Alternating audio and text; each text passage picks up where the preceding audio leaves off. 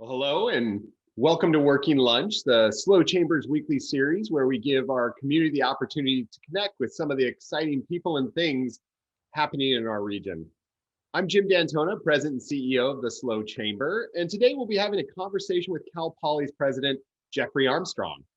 President Armstrong took over his role as President of Cal Poly in February of 2011, joining the Cal Poly team fresh off serving as the Dean of the College of Agriculture and Natural Resources and a professor of animal sciences at Michigan State University. Since taking over the head position at Cal Poly, President Armstrong has focused on growing the hands-on learn by doing culture at the university, supporting and enhancing a campus culture of inclusivity and diversity, and helping drive economic innovation throughout the Central Coast region. Today, I'm excited to talk with President Armstrong about how he came to a career in education, lessons learned from this pandemic, and the future of Cal Poly. President Armstrong, thank you so much for being here. Well, it's great to be here, Jim. Well, it's such a pleasure to have you. And kind of first and foremost, as we sit down to lunch, where are you zooming in from today? Well, I'm in my typical Zoom location in my office at the University House.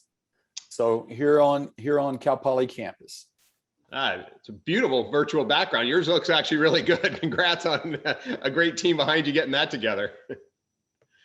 As I mentioned in the opening, before Cal Poly, you served as the dean and a professor in the ag department at Michigan State University for more than a decade. Can you give us a little background on kind of what drove you to be an educator? Well, Jim, again, it's great to be here. I appreciate the partnership with the Chamber and what all your members do for the community. Been here 10 years and we call it home, and I'm looking forward to another decade or more. This is such an exciting time to be on the Central Coast. I grew up on a farm in Kentucky and really didn't know what college or the world was about. And I wanted to share this picture with you because it was because of FFA, and you can see this kind of cool 70 haircut, but I was involved in FFA, which used to be called Future Farmers of America. And my FFA advisor, Mr. Ray Fowler, he influenced both my older brother, as we were both the first to go to college, in our generation. And that's what got me excited in education. It got me excited about agriculture. And so I wanted to be a vet or an ag teacher, and ended up doing neither. Went to grad school at NC State, became an animal scientist, learned immunology, physiology, so I know just enough to be dangerous about this crisis. And the rest is history, but it's amazing how people can influence your life. And it was this teacher, Ray Fowler, because I wouldn't be sitting here today if not for FFA, and went on to be a state officer. And, different organizations, different people affect us all. And so that's why, your members make a difference in the lives of so many people. And who's that Ray Fowler for somebody today? That's the cool part. Well, and it's so cool to see you there in 1976 in the FFA, obviously a key group here in this community, even though, you grew up 3,000 miles on the other side. Really having those same roots is really heartening and so great to see as part of this. But was there like a specific experience where you were, as you started to get into being a teacher, that made you more interested in transitioning to this administration side? Was it always part of the plan? No, it really evolved. I was brought up just always do the best you could do. You can work harder than anybody in the room. You may not be the smartest one in the room, but actually there was a real interesting moment. I was a master's student at NC State, and I was fortunate enough to win a teaching award. The chancellor at the time, this was back during Jimmy Valvano, NC State winning the national championship. The chancellor was Bruce Polton. And he shook my hand and gave me the award and said, animal science. I used to be animal science. You too could be chancellor someday. And I say that to students all the time. If they're animal science or even other majors, I go, you too could be president of the university someday. And I thought about it for maybe 20 seconds and forgot about it for years. But I'll never forget that. That's a really amazing story. And again, how fortuitous some of these things happen that create our future plans. And obviously you were there in Michigan State. Maybe tell me a little bit about your first impressions of San Luis. Were you a regular visitor before you became president, or was this just kind of like a job list? Not a regular visitor at all. In fact, growing up in Kentucky, I worked on a farm and road construction. We didn't go on vacation. I mean, a day trip to see a Cardinals baseball game in St. Louis was a highlight, and that didn't happen every year. So my impression of California was all those TV shows at that time, which I won't name to date myself. But I had started looking at administrative positions, and anyway, Cal Poly San Luis Obispo came up. I knew a bit about Cal Poly from the ag side because I'd been so involved in that. I knew it was an amazing university, but our first visit, Sharon and I's first visit, was an interview in the fall of 2010. And Karen Webb, who's retired now, worked at Cal Poly. When she picked us up at the airport, two things that struck me. She said, "Oh, it's freezing cold." And it was like 45 degrees, and we're like in short sleeves. And then I said, "Well, I've never been to San Luis Obispo before." And she said, "Oh, you pronounced it right." And I smiled and I said, I had a 50-50 chance. So Sharon and I, we were one of the last CSU presidential positions to be filled through a really wide open search. And so we were there interviewing, and Sharon was right along with me, and we fell in love from the first moment. Yeah, I can definitely understand that. Coming in visiting here with family, this is truly a special place. But to your point about never, maybe not have ever come to San Luis before, I've actually never been to Michigan, and obviously have my thoughts about what Detroit looks like, but how also the outside of looks. Is there something that you look back and you miss most about Michigan, or is that feeling of the area? Well, what we miss most is our family. Our Jessica, our daughter, and Zachary, our son, went to Michigan State, both doing really well. Zach's financial advisor, Jessica's an OBGYN, married a great Michigan young man, Dean, and we have two grandkids. So we miss the family more than anything. But one of the silver linings of the multiple clouds of COVID and all that's been happening is we've traveled back several times. We've seen our grandkids probably more due to COVID than we would have otherwise. And one of them was born during COVID, May 12th. So we test regularly, we're careful. Sharon and I are both been vaccinated now. And I do have to tell you, I miss those long, long days in the summer in Michigan. I mean, you can play golf till 9 o'clock at night or be out on a boat in the lake. But then the flip side of that is those short days in the winter.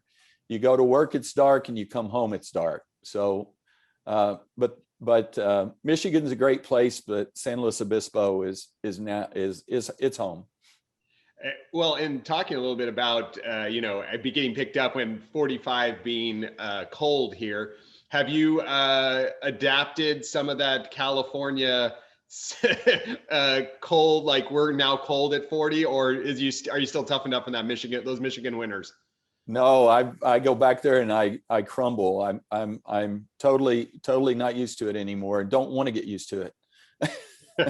Great point. Well, it's good to hear that it's not, that your body reacts quickly to this climate. It's pretty amazing.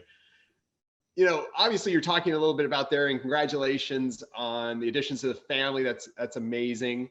And, but 2020 being a challenge for everyone, educators really kind of had to step up and work in a completely reimagined reality, something not many had thought about before. And Cal Poly was able to have a blend of that in-person and virtual classes. Did being able to see both versions create some kind of clear takeaways or lessons as you look at education in the future? Yeah, but before I get to that, I'm proud of our students and our community on how we've handled this. I think we've gotten the big things right. But early on, under the guidance of the CSU and great partnership with Dr. Penny Borenstein, Wade Horton in the county, we've followed the science. We aligned ourselves with the science and the guidelines, and then we have a couple of experts, local community members, Dr. Trace Ritter, Kevin Ferguson, and we have really worked hard, first and foremost, to put public health and safety, protecting the vulnerable, and then student success. So we made a decision to have half of our capacity filled residence halls this academic year. We also have been offering in-person classes that the faculty chose and elected to teach that made sense, and it's worked well. Without that, we would have had all the students in the neighborhood and we would have had no requirement to test them. We've run over 170,000 tests, and this week we hit 98% compliance in our students that are coming to campus for any reason to test twice a week. So we're still getting a few cases, but the way to get rid of COVID is to identify it. So I'm really proud. I think there's huge silver linings to these clouds, and I wish we hadn't gone through it because people have lost loved ones. I'm very sorry. We've had, the other pandemic of where just brutality, race. I mean, the George Floyd trial is going on. It was just horrific loss there, a murder. But now we see a greater awareness in our community, more attention to diversity and inclusion. I'm very excited that we can continue to move forward as a community. And then we also have faculty and others that embrace virtual. Many were before and now they will. I think 100 years from now or 5 years from now or 10 years from now, we're still going to be that residential destination learn by doing campus, but students are going to be able to get through quicker. They're going to be able to go on an internship for a year instead of 6 months or 20 weeks instead of 10 weeks because they can take some virtual courses. Perhaps we'll have 3-year degrees. All of those are for the faculty to discuss and think about, but it's very exciting what we can do and better serve. We need to serve more students. We turn away so many amazing students that want a Cal Poly degree, and we're doing a better job of serving the demographics of California by providing financial aid and scholarships. And thank you to many people listening to this call who have helped with scholarships, who have helped us move forward in enhancing the Learn by Doing program at Cal Poly. So thank you. Well, and thinking about one of those key pieces, right? Because you have those ag sciences, you have a lot of hands-on pieces. Some folks have talked about the idea that the college kind of would eventually just go to this virtual level. It sounds like from your discussion, like that is, while some of it may take that form, there's never going to be a replacement for this idea that coming to campus and potentially being a part of it, right? Yeah, we believe this, our vision 2022, which is almost upon us, is to be a more diverse, more residential campus. We're largely first-time freshmen, 17, 18-year-olds from all over California and about 16% out of state. Young people want to get out of home. They want to learn how to learn. And by increasing our financial aid, we're increasing the yield of high-achieving, low-income students from all over California that are coming here. And with that increasing aid, then they can live on campus for 2 years. Students do better if they live on campus for 2 years versus living that second year in the community. Some dispute that, but the data is clear, and it's especially clear for students that are in STEM majors, engineering, science, and math, and especially true for our economically disadvantaged students. So I see us being a residential campus 100 years from now. And it's part of San Luis Obispo, the community, the university, we work together. I'm really proud of our town-gown relationship. Yeah, it's definitely a key aspect of, for, obviously on the chamber side, looking at private sector and having the resources and the people that are available to us. I mean, you talked a little bit about some of the great staff members you have who have helped kind of work with Penny Bornstein and talk about how we're doing with the immunology and the dealing with the virus. And I know Cal Poly is kind of applying that learn by doing in this part directly to the medical challenge of COVID. Isn't there a testing procedure that's kind of been pioneered on campus there? Yeah, so we have some really key people. Anthony Knight is Director of Emergency Operations. Tina Hadaway-Millis leads our campus health and well-being and all infectious disease response on campus. Dr. Aiden Nazmi is an epidemiologist. Dr. Nathaniel Martinez in biology and his colleagues, they have developed saliva-based PCR tests. And it is very, very cool. It is economical, and PCR, polymerase chain reaction, that's the gold standard. So this is a test that's like 94, 97% specificity, sensitivity. We get the results turned around in less than 24 hours. And the students just have to provide that saliva sample. So I'm very proud of how the team has worked. And then there's a whole group of people that have worked on the IT, the collection of the samples, the logistics. We have a group of people that have been on the phone answering questions through our corporation. I mean, I could spend the next 15 minutes just listing names, but I'm really proud of them. And I'm also proud of the partnership with the city and the county. We've had great discussions with Derek Johnson, as well as I mentioned, Wade and Penny, and very responsive. We have the Alternative Care Center, ACS, set up in our recreation center. We didn't know from the beginning, but thankfully we haven't had to use it. I mean, it could have scaled to 900 people, and now it's kind of in a dormant, quiet stage of around 180 beds, and we're keeping that there as our insurance policy for a while.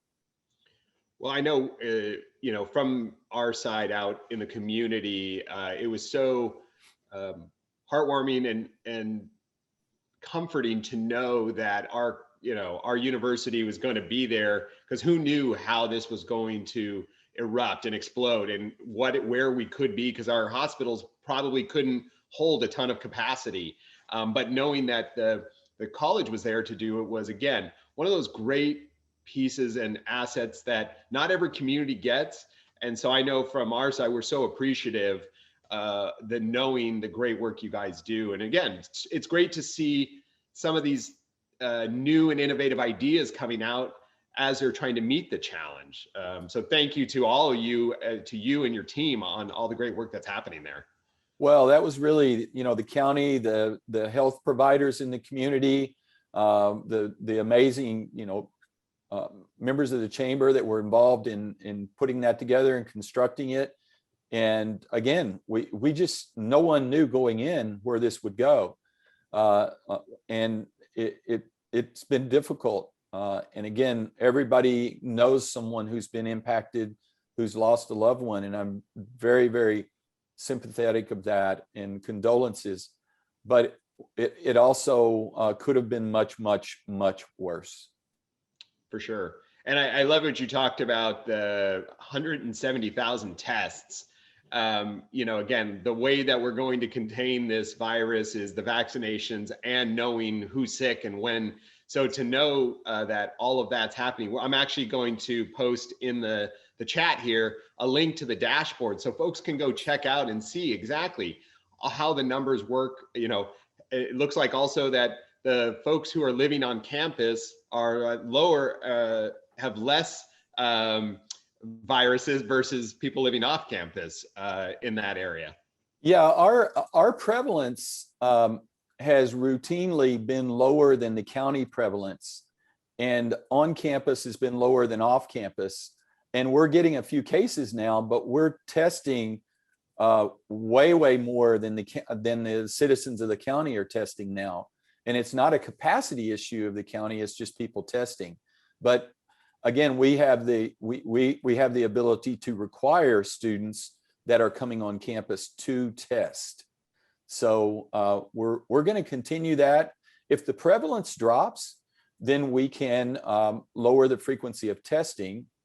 And then once CDC provides clear guidance and we get additional students vaccinated, then we'll stop testing vaccinated students. But right now, the guidance is not clear. So out of an abundance of caution, even vaccinated individuals are tested.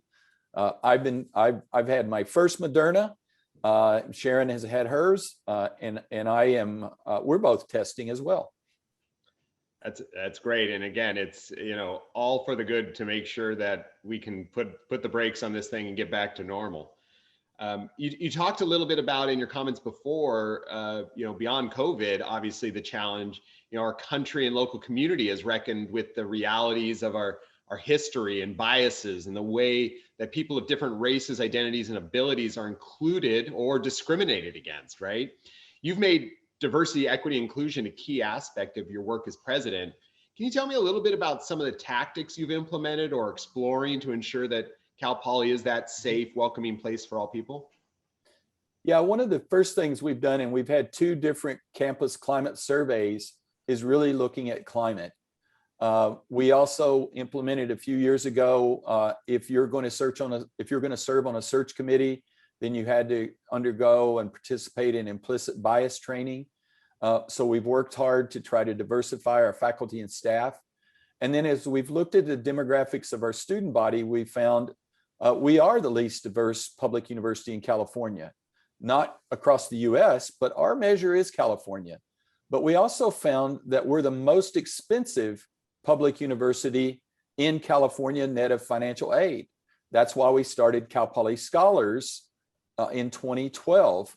And we now have 1,000 Cal Poly Scholars, some partially funded by donors, chamber members, parents, faculty, corporations. Those students come from high schools where the majority of students are on free or reduced lunch. And these are high achieving, economically disadvantaged students that receive all their fees or $5,000 per year. They receive some technical support, advising, and the data to date shows there's no equity gap in their persistence. So 94%, 95% retention after the first year, which is very, very good, is one example of what we're doing. We also have donors who have stepped up and working through the California Community Foundation, a non-affiliated Cal Poly foundation, providing scholarships for URM, African-American, LGBTQ plus students, women in engineering, and they can do that because they are not bound by Prop 209. And so that's going on, and there's been several $1 million. And we'll have some announcements of some very significant gifts coming up in the next few weeks that will impact next fall. So we've made progress, but we have a lot of work to do. And then we want to grow jobs in the community. So more of these amazing Hispanic, Latino, African-American, Native American, Indigenous, Hawaiian, Pacific Islander, women in engineering, all students have a job and they could stay in our community. But we want Cal Poly to be for everyone. Well, and it's such a key issue. And I know in the chamber, we're working on those same issues. And, it's key, obviously, to understanding, I guess, that the tenets of equity is that, one size doesn't fit all in that work. In terms of, are you noticing within some of the different groups that, financial helps on most, but you need to address cultural issues, whether it's community or otherwise, that is really what's going to keep folks coming to this community? Yeah, it's a multi-pronged approach. The Cal Poly Scholars, we'll have 676 coming in next fall. Based on the data to date, those students will be about 85% non-white, majority 55% Hispanic, Latino, Asian American. They'll be first generation majority. That group is increasing. But if you look at other URM groups, women in engineering, you really have to have, Prop 209 compliant ways to do that. And we absolutely adhere to Prop 209, but that's where donors and other partners and other strategies come into play. So it's also important to recognize climate, that you look at students that are of similar economic status. Our yield tends to be higher in white students and lower in students of color. And so that's not a financial issue. It's related to being a destination campus, perceived real climate issues that are in our community and on our campus. And we need to recognize them and listen to those learned, lived experiences of people and learn from others. And that's what college is about. Coming here, learning from others, and diversity and inclusion is good for everyone. It makes teams better, it makes companies better, it makes Cal Poly better. It's not about checking a box. It's about what's right. It's about serving California. It's not a political issue. It is a human being issue or a human issue. I applaud. That is nails it spot on. I'm so appreciative of the values you're showing right there. We try to emulate that too with diversity is good for business, obviously from a chamber side, because it really is. All of that is so important. And I'm sure, some people think you are the all powerful as president, and others may think you're a figurehead, but I'm sure the reality of leading and changing a large and historic institution is somewhere in the middle. In addition to diversity, equity, and inclusion, are there other values you're kind of proud of to infuse in this organization? Well, I came into a situation where we had an amazing university, President Baker, 31 years, Cal Poly stature, the quality. I mean, this is an amazing university. And I'm so excited that one of the things that I learned early on about learn by doing, what's part of that is we know we have to constantly get better. And there's many aspects of getting better and doing a better job. And I'm just impressed with the hard work, the tenacity, and the caring of our faculty and staff and how they deeply care for student success. Students come to Cal Poly, they're going to have the attention of faculty and staff. They'll be in that classroom with them. It's going to be a class size that they can manage. And we're just working very hard to try to get better and stay focused on faculty and staff success, because you can't have student success without that. And so I'm really very intent on growing jobs, working with the chamber, with Reach, our local economic development committee. We need to grow jobs because it is, growing, increasing beds on campus is not just about student success. It's about taking pressure off the community so more and more of the homes in San Luis Obispo can be available for faculty and staff. But we also have to figure out a way to provide higher pay for our faculty and staff.